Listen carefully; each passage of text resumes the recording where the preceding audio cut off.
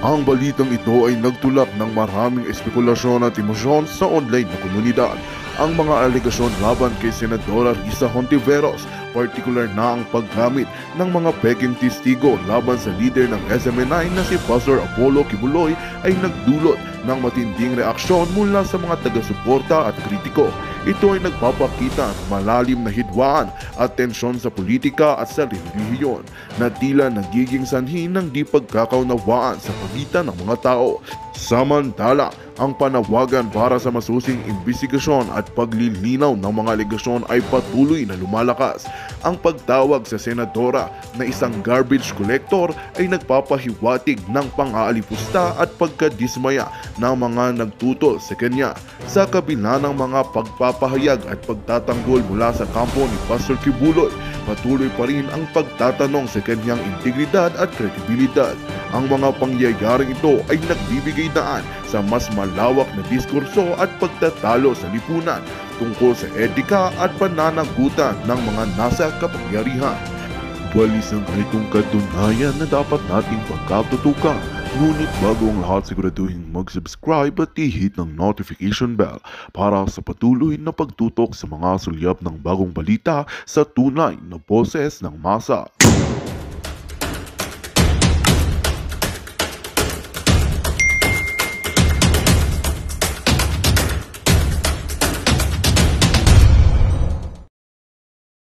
Kung gusto ni Hontiveros, makakahanap pa tayo ng iba. Kung gusto niya, bayaran lang niya. Query. So certified ito na mga linta at mga saker talaga. Kaya yung mga naniniwala sa kanila, nagpapadala sa kanila, si Hontiveros, na yan, collector of garbage yan si ano. Collector of garbage, ganyan. Tama talaga yung sabi mo, kuya. Hindi yung dapat, kung gusto niya tulungan talaga, tulungan niya ng maayos, pakinggan niya na yung side natin. Tapos ngayon, bigla na lang gaganunin nila dahil pinapalakad nila yung power nila at saka yung pera nila. Hindi na makatarungan yan. Itong lahat na yung mga pagsisinungaling, hindi yan tatayo eh. That's why we challenge you, Senator Risa Hontiveros, because you really believe on them. These false witnesses, you really believe on them. You cuddle them, you cater them. Lahat ng kanilang mga sinasabi, paniwalang-paniwala ka. Ito ang pinaka-challenge dyan. Huwag mo na challenge man na yung subpina pastor na mag-attend sa hearing. Walang kanyan, walang patutunguhan yan. Diretso po kayo sa korte. Ayun po ang pinakamagandang challenge po sa'yo. Ha? Madam Risa. Oh. Buti pa itong mga taga-kingdom, no? Talagang napakagaling po nila guys, di ba? At least sila nakakaintindi po. Pero itong si Risa, mga po nakakaintindi, no? Kaya meron po silang challenge, guys. Meron po silang matinding challenge kay Madam Risa na idiretso mo na lang sa korte. Kasi ang daming pasikot-sikot eh. Diba? Ang daming yung mga tanim-tanim testigo, gawa kayo ng mga script, puro scripted. Eh alam naman natin kung sino ang gumawa ng script.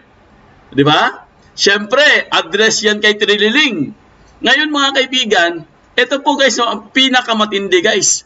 Dahil kamag-anak po, ito pakinggan nyo mabuti mga kaibigan kamag-anak po kamag-anak ng mga testigo na kinuha po ni Risa mga kaibigan, lumantad na mga kaibigan, naglabasan po sila guys. Talagang lumutang na at ito marami po silang pasabog mga kaibigan Imagine niyo kamag-anak po. Sino ba ang mas nakakilala sa isang tao? 'Di ba kamag-anak mo, kapamilya mo?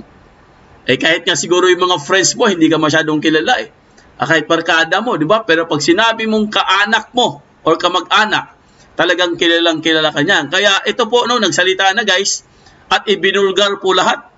Lahat po ng sinasabi niya doon sa Senado guys, na itong nagngangalang alias David ba yun? Ano bang alias yun? Alias David o alias Junjun. Di ba? May pangalan pang Junjun yun Ayan po, nilaglag na po siya mga kaibigan. So malalaman natin guys na lahat pala talaga ng ginagawa nila doon sa Senate hearing na yan ay pawang kasinungalingan at puro fabricated. Gawa-gawa lang po guys. Ito po talagang bulgaran to guys, laglagan to. No holds barred dito guys. Talagang lahat ng pangalan dito talagang minention. Kaya mamaya po aalamin natin yan at meron tayong breaking news Etong si Tambaluslos mga kaibigan nagsalita na rin sumagot na po guys sa mga paratang po ni Pastor. Ang bilis sumagot ni Tambaluslos Mukhang guilty Mukhang ginaya yung Amerika. Pero si Kuting po mga kaibigan, hanggang ngayon, hindi pa rin nagsasalita. Wala pa rin sinasabi mga kaibigan itong si Kuting. Kaya mamaya po alamin po natin yan guys, no? Kasi marami po tayong ngayong mga pasabog. Kaya umpisahan na kagad natin. Pero bagong lahat, kung bago pa lang kayo sa aming channel, mag-subscribe na po tayo mga kaibigan. Huwag niyong kalimutan mag-comment, like, at pakihit yung notification bell para updated kayo sa aming mga bagong videos. ADF 2.0 po ang aming FB page. Follow, like, and share ng mga videos. Ayan po, live na naman tayo guys. Happy Thursday po sa ating lahat. Kumusta na po kayo guys? Naka-get over na ba kayo sa nangyari po kahapon? Mukhang hindi pa tayo naka-get over So, eto na nga. Kumusta na po tayo guys? Lalo na po ang ating mga OFW dyan, no? Ang ating mga bagong bayani na nagtatrabaho sa abroad, talagang masisipag po. Sana po ay nasa mabuti kayong kondisyon, sana po ay nasa mabuti kayong kalagayan, dahil palagi po kaming saludo sa inyo, dahil kayo po ang talagang sumasalba o nagsasalba sa ekonomiya ng Pilipinas. Kaya mahiya naman kayo dyan sa kamera. Wala pa rin kayong resibo, hoy! Ang dami ng issue, Wala kayong napapansin guys, ang dami ng issue, wala pa ring resibo. Ibang klase, no? Hello Cherry, Yamada. Ayan, nakakain na tayo kanina pa. Babati muna tayo sa ating mga avid listeners, ang ating mga viewers, at of course, ang ating mga members. Mga members, maraming salamat at saka ating mga subscribers. Siyempre, batiin muna natin bago tayo mag-umpisa, di ba? Sino ba yung first honor ngayong today? Si Naomi Paloma. Ayan, good afternoon Sir Foodie at sa lahat. Glory Hapman, Victoria Galvez, Violeta Galban, andito din, si Pat ABC. ABCD pala. Alfonso Horado Jr., si Ashnor, si Manchi Hizon, si Lynn Cordinera, si Wang Yoni BM, ayan, si Elena Calapis, hello Elena Calapis, si Genaro Ranes, ayan, Teresita Lim, at si, sino pa? Sila Cat Lover, hello Cat Lover, Chrissy Brooks, andito din, Zinaida Puerte, Nancy Horado, Corazon Austero, si Glory Hapman, Joseph Arnel Barro, Sandra Escolano, Susana Francisco, Lailani Garcia. Ayan. Sino pa? Si Arceli Bautista, si Maribig Garciano, at marami pang iba. Mamaya po guys. Marilyn Enero, hello. Danilo Enriquez, Yamada Cherry, Kumbawa. Tama ba Kumbawa? Hindi, gabi pala yun. Konnichiwa pala. Konnichiwa. Nami-mix up na. Ronald Talapian, Lailo Colian, Marlo Enero, ayan. Si Jenny Jarumay, andito din. Totoy De Sibla, si Antay Maricoy or si Ama. Mayong hapon sa tanan. Ayan, si Miss Butterfly at si sino pa? Si Freddy Guzman, Regino Arosena.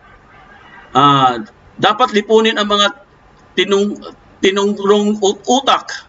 Hirap naman basahin. Josefina Natividad. Ayan po mga kaibigan, mamaya po guys, babasahin po natin yung mga comments nyo at mga tanong nyo, okay? Sa bandang dulo na po mga kaibigan. Kaya mamaya po guys, kailangan nyo magtanong para po tuloy-tuloy yung discussions natin. Okay, kailangan nyo rin mag-comment para mabasa natin yung mga comment nyo. Mamaya na po guys dahil umpisahan na kagad natin. Hello Dina out Paris here watching. Mga taga Paris Glory Hapman, hello. Ito na nga ang ating breaking news. Unahin kaagad natin to guys. Dahil ito pong si Tambaluslos ay sumagot na po. Siyempre, ang isasagot niya, deny na naman sila guys. Ginaya po niya ang Amerika. Ayan po, basahin po natin sa balita. Tingnan nyo po sa screen nyo guys. Ayan Romualdez respond to Kibuloy's Philippines United States connivance claim. Ayan. Deny to the max kaagad. Grabe talaga. Ibang klase ka talaga, Tambaluslos. Deny talaga, no? Talagang ginaya niyang Amerika mga kaibigan, no? Sagot ka agad. Yamada Cherry, magandang domo arigato gozaimasu, Sir Foodie, pang merienda niyo po. Maraming salamat sa pamerienda, Yamada Cherry. Ayan, palakpakan po natin guys sa kanyang 1,600 yen. Yamada Cherry, ayan, maraming salamat. Bonjour Dina, ayan, bonjour daw. Sabi dito sa balita mga kaibigan, House Speaker Martin Romualdez has branded as unfounded and diversionary Pastor Apollo Kibuloy's allegation that the governments of the Philippines and United States are convening to eliminate him. I have taken note of the recent statements made by Pastor Kibuloy. Sabi po ni Romualdez, mga kaibigan, while I understand the gravity of the accusations he faces on the international stage, specifically from FBI or Bureau of Investigation, it is important to clarify that the Philippine government and its officials, including myself and President Ferdinand Marcos Jr., operate within the bounds of our Constitution and laws. Wow, ang galing nyo magsalita, no? Talagang deny to the max kayo. The claims of connivance with foreign entities for illicit activities are unfounded that divert attention from the serious legal matters at hand. Our focus remains on serving the Filipino people and fostering relationships, the benefit of our nation, devoid of any engagement in criminal activities, sabi po ni Tambaluslos, mga kaibigan. Alam nyo kung bakit ganon? Dahil kasi nga, ang dami nyo kasing ginagawang kapalastugan. Pati po si Kuting. Hindi kasi kayo sumasagot eh. Hindi kayo sumasagot sa mga, ang dami na pong mga lumalabas na mga allegations sa inyo. Hindi nyo sinasagot ng maayos. Kaya ang mga tao, hindi natin maiwasan guys, talagang pag-iisipan kayo ng masama. Lalo na po si Pastor. Dahil kayo po ang number 1 na lumalabas sa mga source na kayo ang nagfa-fund. Kayo ang nagbibigay ng mga, kayo ay naghahanap ng mga, nagtatanim ka ng mga testigo at binabayaran nyo. Lalo na po si Lisa Smugs. Itong si Ahas, di ba? Kaya hindi po maiwasan ni Pastor na siyempre kayo talagang ituturo niya. Sino pa ituturo niya? Kayo lang naman yung gumagawa ng oppression sa mga tao. Lalong-lalo na po sa SMNI. Anong ginawa niyo sa SMNI? Di ba? Inoppress nyo. Binusalan nyo ang mga binusalan nyo diyan sa kamara para tuluyan na ma-shutdown ang SMNI. Tingnan nyo anong nangyari. Pati tuloy si Ka-Eric at si Dr. Lorraine Badoy na nadamay na rin. Ngayon naman si Pastor. Kaya kayo ang main target. Kayo ang main na suspect. Kasi ginagawa kasi nyo, gawain nyo kasi. Kaya hindi natin masisi mga kaibigan na si Pastor po, talagang sasabihin niya guys, na under or with the connivance, no? With the connivance sa Amerika, itong mga tatlong unghang sa si Kuting, si Ahas, tsaka si Tambaluslos. With the connivance sa foreign na like for example, FBI, CIA, o kung ano pa, at Philippine Embassy or the US Philippine Embassy. Kaya po nasangkot sila dito guys, dahil nga ginagawa nila yan. Gawain kasi. So hindi mo po maiwasan mga kaibigan, pati tayo, no? Pati yung mga tao, mga supporter po ni Pastor, na talagang naniniwala po kayo na meron talagang gumagalaw dyan at nagchuchucho doon sa Amerika. Kasi bakit nila nalalaman? Di ba? Ang tagal-tagal na yung kaso na yan eh. Kailan pa ba yung kaso ni Pastor? Wala ngang lumalabas dito ng mga ng mga documents or mga papeles. Inaantay nga ni Pastor yan. Hindi nga dumarating. Pero ngayon, ito si Risa. Si Risa talaga? Siya talaga mag-uumpisa ng investigasyon? Ay alam naman natin na lahat yan ay mga yadba yan. Lahat yan, di ba? Lumalabas nga sa mga bibig ng mga kumukontra kay Risa. Yung mga taga-kingdom din, mga kaibigan, mga taga-kingdom din. Sinabi talaga nila na itong si Risa ay garbage collector. Grabe no, garbage collector. Ibang klase talaga itong si Risa. Wala talagang kaano-ano. Ito po guys, no, panoorin lang po natin ang ating update ngayong hapon para po lahat po tayo guys na ma-update. Ito po, basahin po natin, pakinggan po natin guys, panoorin natin. Nagbabala si Senadora Risa Hontiveros sa ipaaresto na si Pastor Apollo Kibuloy kung hindi pa rin siya sisipot sa investigasyon ng Senado kaugnay sa mga umano'y pang-aabuso sa ilang miyembro ng Kingdom of Jesus Christ. Git naman ni Kibuloy, nagtatago siya dahil may banta raw sa kanyang buhay. Inakusahan pa niyang may sabwatan umanong gobyerno ng Pilipinas at Amerika laban sa kanya. May unang balita si Salima Refran. Sapagkat ang buhay ko ngayon ay nanganganib. Kahit mukha ko, hindi ko pwedeng ipakita sa inyo. May banta raw sa kanyang buhay, kaya boses lang at walang video ang inilabas na pahayag ni Kingdom of Jesus Christ founder, Pastor Apollo Kibuloy. May patong na raw kasi sa kanyang ulo, bunsod ng arrest warrant sa Amerika para sa 43 kaso ng sex trafficking, fraud, coercion, conspiracy at bulk cash smuggling. Kaya kahit raw nasa Pilipinas, sinesurveillance raw siya umano ng FBI at CIA ng Amerika. At ang reliable sources dumating sa akin, ang ulo ko po ngayon may patong na $2 million or 100 million pesos. Baka yan ay madagdagan pa kung may maunang makapatay sa akin. Saan man po ako naroroon, nandoon sila nakasurveillance sa akin at naghihintay na lang ng tamang pagkakataon upang ako ay kidnapin o kaya patayin. Hindi po ako magpaparesto sapagkat ako po ay siguradong papatayin. Kasi rendition na ang kanila, hindi na po extradition. Mainit rin ang birada ni Kibuloy sa Administrasyong Marcos at kay House Speaker Martin Romualdez. Anya, may sabuatan na raw ang gobyerno ng Pilipinas at Amerika laban sa kanya. President Bongbong Marcos, Lisa Marcos, makinig kayo. Totoo ba na gumawa kayo ng aksyon kasama ng FBI na ako ay nyo nang ipaligwak at binigay sa kanilang kamay? Kung ganyan ang ginawa ninyo, I will not honor you. I will not respect you because you did not honor me and you did not respect me. You are no longer worthy to be our trusted leader. Mabuti pa hanggang maaga pa, Bongbong Marcos, Lisa Marcos, Martin Romualdez, bumaba na kayo sa posisyon. Mag-resign na kayo. Yun, buti nga, mag-resign na kayo. Yun talaga pinakamaganda kong narinig. Napakagandang pakinggan, mga kaibigan, no? Bumaba na kayo. Napakaganda sa tenga. Yun ang pinakagusto ko dun eh. Di ba sinabi ko nga sa inyo, kaya po nagkaaganyan po si Pastor dahil nga meron siyang mga source. Matindi ang kanyang mga source, mga kaibigan. Matindi ang kanyang intelligence. Hindi naman magaganyan niya kung wala po nag-feed sa kanya eh. Hindi naman yan ordinaryong tao na si Pastor na parang wala lang, di ba? Meron po yung mga source. Kaya po siya nagkaaganyan.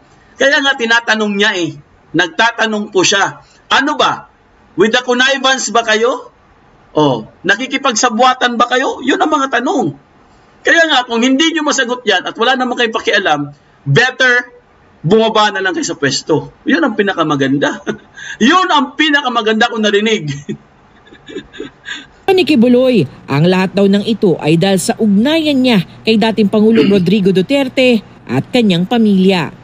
Ako po ay sinasaktan sa lahat ng paraan ng mga false accusation, false allegations na ayaw naman nilang pumunta sa korte.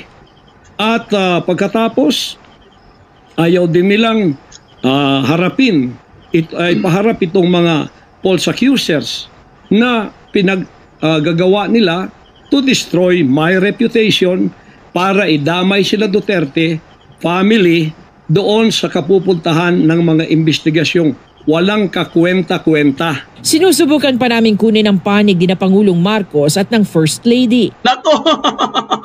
Narinig niyo sa balita, mga kaibigan? Gusto daw nilang kunin ang panig ni Kuting tsaka ni Ahas? Sinusubukan pa na nilang kunin yung panig. Naku, huwag nyo nang subukan. Kasi hindi magsasalita yung mga yan.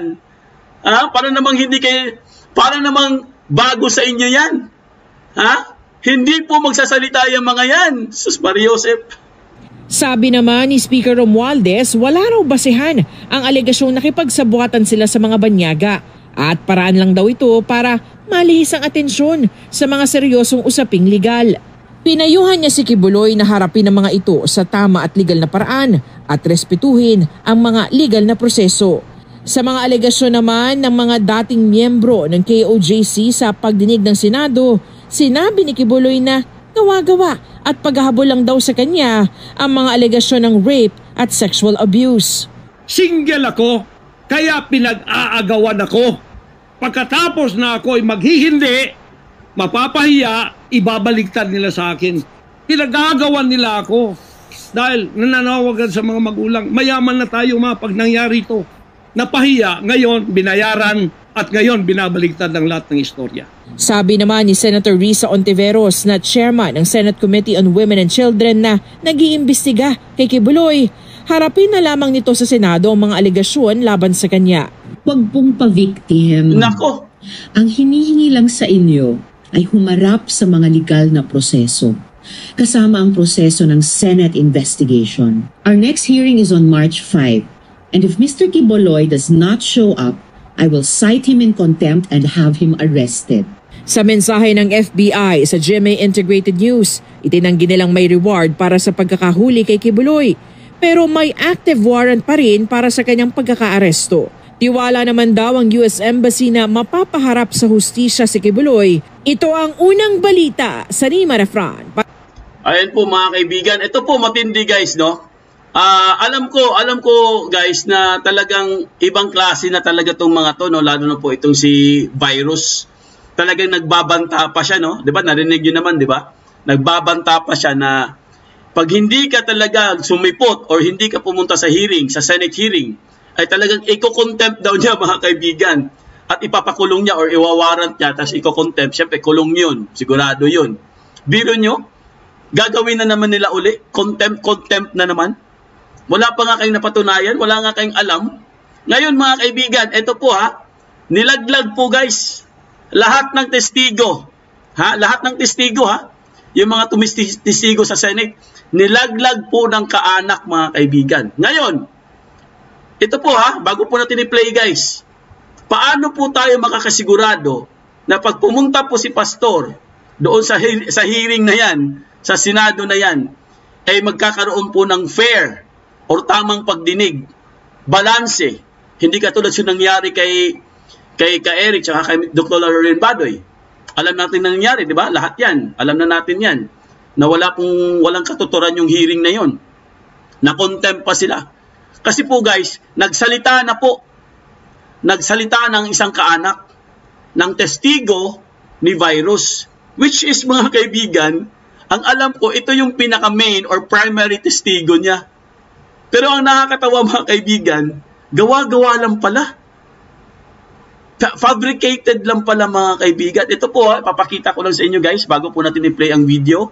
May papakita lang ako sa inyo, no? Galing po ito sa Facebook page ni Mr. J, no? Mr. J Sonsa, ang ating idol. Ito po, basahin natin guys para mabigyan po tayo ng insights, no? Ito po. Ayan po mga kaibigan, no? Ang sabi dito guys, ang pinsan, okay? Makinig kayo ang pinsang buo ni alias David o alias Junjun Terao, no? Ito pinsang buo Imagine niyo ibig sabihin, talagang kamag-anak po, kadugo, kasi pinsang buo Tama ba ako? Di ba? Ipakikilala ang tunay na pagkatao ng testigo ni Senator Risa Hontiveros. Ito na game over na po to talaga guys. Game over na po. Game over na po si Risa dito. Number 1, ito po hindi siya apo ni Pastor Quiboloy, gaya ng sinasabi niya. Kasi sabi niya, apo daw siya Pangalawa, hindi siya kailanman naging cameraman ng SMNI or Kingdom of Jesus Christ. Pangatlo, kinupkop, pinag-aral sa Metro Manila, binihisan, pinakain, etc. Pang-apat, maraming ginawang katarantaduhan sa loob ng Kingdom Nation. Kaya siya lumabas. Yan yung apat na elements na yan mga kaibigan. Ito po ang magpapatunay diyan. Pakinggan po natin guys. Matinding pasabog to, no? Grabing ibinulgar dito. Kaya humanda po kayo, no? Madam Risa, ito na po yung katapusan ng hearing mo. Kung ako sa iyo, itigil mo na yung hearing na yan. Ibasura mo na. Dahil sabihin ko na sa inyo in advance, wala pong mangyayari dyan. Naku, alam na namin yan. Diba? Ito po pakinggan po natin guys. Ready na ba kayo mga kaibigan? Ready na ba kayo? Sa mga hindi pa po nagtuslok-tuslok dyan, Becky naman! Libre po magtuslok, mag-subscribe at mag-share ng videos. Maraming salamat. Eto na po, pakinggan na po natin guys. Magandang araw po sa lahat ng nakakapanood ng video na ito. Ako nga po pala si Sister Vanessa Reyes ng The Kingdom of Jesus Christ, the name above every name. And I've been here in the Kingdom Ministry for almost 20 years. Nais ko lamang pong iparating ang video na ito kay alias David o si Elias Terao III, na kilala rin sa tawag na Junjun Terao. Kami po ni Junjun Terao ay magpinsan po kaming buo. Ang kanyang nanay at ang aking nanay po ay magkapatid. Pares po kaming lumaki ni Junjun sa Naga City sa Camarines Sur. So kilalang kilala ko po siya mula ulo hanggang paa. Junjun or alias David, grabe naman ang kasinungalingan mo. During sa Senate hearing na ginanap ka makailan lang, nakuha mo pang magtago, nagmaskara ka pa, nagshades ka. Talagang tabon na tabon yung mukha mo. Pero sinabi mo na apo ka ni pastor. Ba't ka nagtatago sa maskara? Ba't di mo ilantad yung tunay mong mukha? Wala ka nang hiya sa ginawa mo, di ba? Lahat ng mga sinabi mo sa Senate hearing, puro mga kasinungalingan. Ang dami-dami mong sinabing kasinungalingan. Number 1, hindi ka cameraman. Bakit?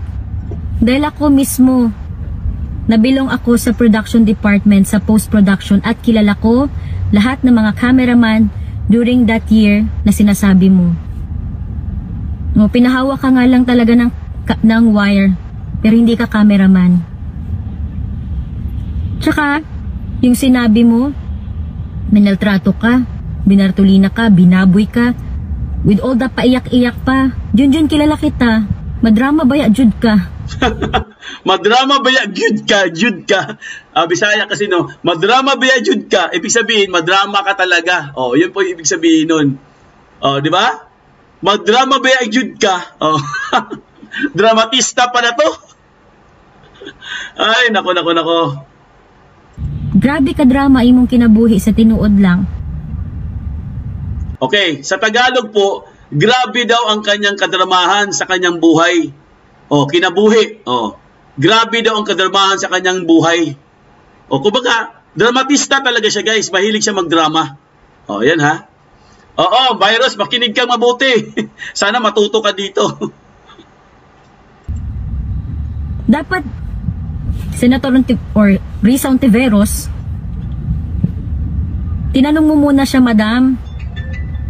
O kung halimbawa totoo yung accusations niya na binartulina, binaboy siya, bakit? Anong ginawa niya? Hindi ba reasonable yung sinabi niya lang na nakipag-text siya sa isang TV reporter sa ibang station, napagalitan siya kaya hindi na siya naging cameraman at nilagay siya sa bartulina? Gawa-gawa lang yun. Ang totoo, marami siyang ginawang kalaswaan sa loob ng kingdom. Kami po kasi mga full-time workers, missionary workers ng Kingdom of Jesus Christ, tinuturuan po kami ni pastor na mamuhay na mayroong dignidad, both men and women. Kaya sa kingdom makikita nyo ang mga dignified men and women. Bawal na bawal po sa isang full-time miracle worker ang gumawa ng mga makabundong gawain. Hindi ko na dito isasabi mga kapatid sapagkat di nyo ito masisikmura. Gawain ba yun ng isang full-time miracle worker? Dapat sinabi mo ang totoo kung anong ginawa mo. Ngayon ang tanong ko sa'yo, Junjun, magkano? Ano ang kapalit para magsinungaling ka? Sa taong tumulong sa'yo, sa taong pinakain ka, binihisan ka, pinag-aral ka, lahat ibinigay.